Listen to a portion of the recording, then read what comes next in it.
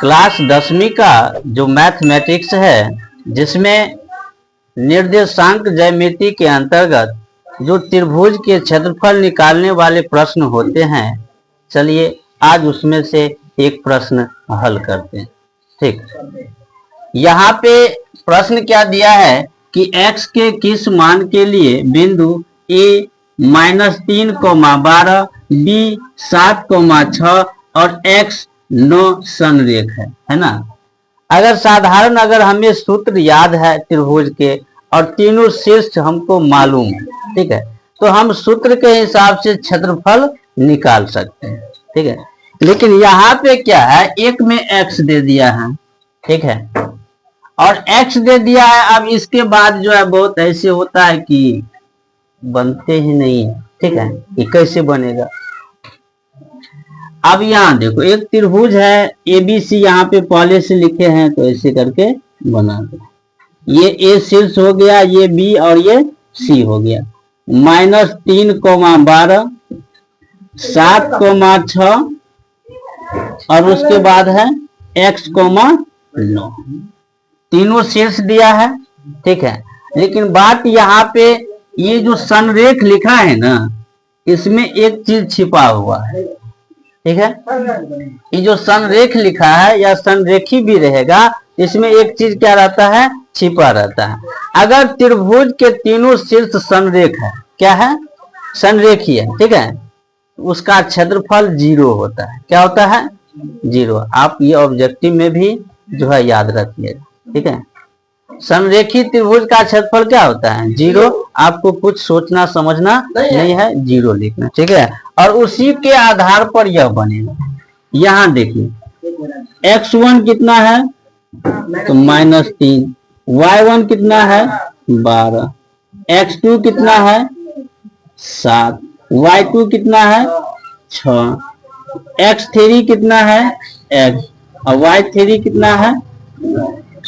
इतना चीज तो पहले से ही दिया है ना, बस हमको लिखना है कि आखिर कौन क्या होता है। ठीक है, देखिए अब त्रिभुज ABC का क्षेत्रफल, त्रिभुज ABC का क्षेत्रफल, ठीक है, ABC का क्षेत्रफल। अब यहाँ पे त्रिभुज का क्षेत्रफल दो तरीका से होता है ना, क्षेत्रमिति में अलग हो जाता है, हाफ गुने आधार गुने ऊंचाई होता है ना, लेकिन इसमें त्रिभुज का क्षेत्रफल अलग होता है।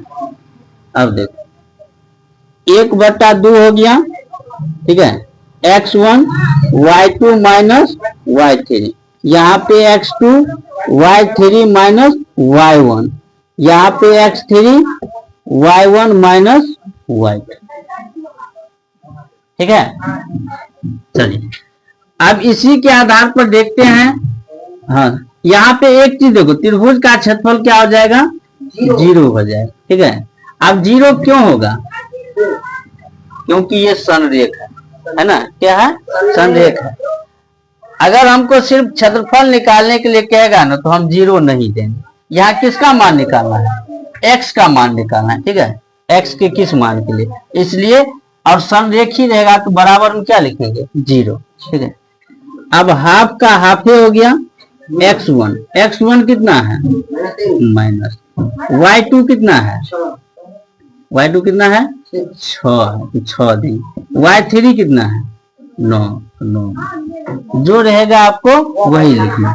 x2 कितना है 7, y3 कितना है 9, y1 कितना है 12, x3, फिर x3 आ गया।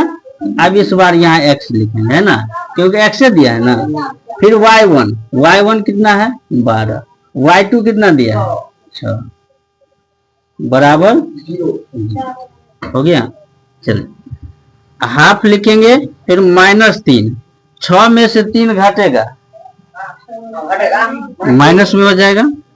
चलो 9 में से 12 घटेगा, यहाँ भी माइनस, अब 12 में से 6 घट जाएगा, बराबर 0। ठीक है, इधर हाफ हो गया, 3 तिया, अब माइनस प्लस, यहाँ इस पे भी ध्यान देना है। ठीक है, तो यहाँ पे प्लस से हो गया, 7 या 21 और यहाँ पे माइनस प्लस माइनस। x को 6 से गुना करेंगे, 6x बराबर, ठीक है। अब इधर जो गुना में है, ठीक है, उसको हम उस साइड लेके जाते हैं, और जो भाग में है उधर गुना जाएगा, जो भाग गुना में वह भाग में चला जाएगा। 9 में से 21 घटेगा, नहीं ना घटेगा, तो नहीं घटेगा, तो -12 हो जाएगा, प्लस 6x 0। इधर भाग में तो इस साइड किस में जाएगा, गुना, 6x 0 में 0 को 2 से गुना करेंगे, किसी को भी गुना करेंगे तो क्या करता है, 0 बना देता है, 6x।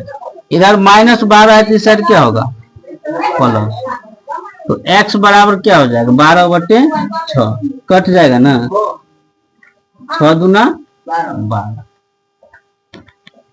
ठीक।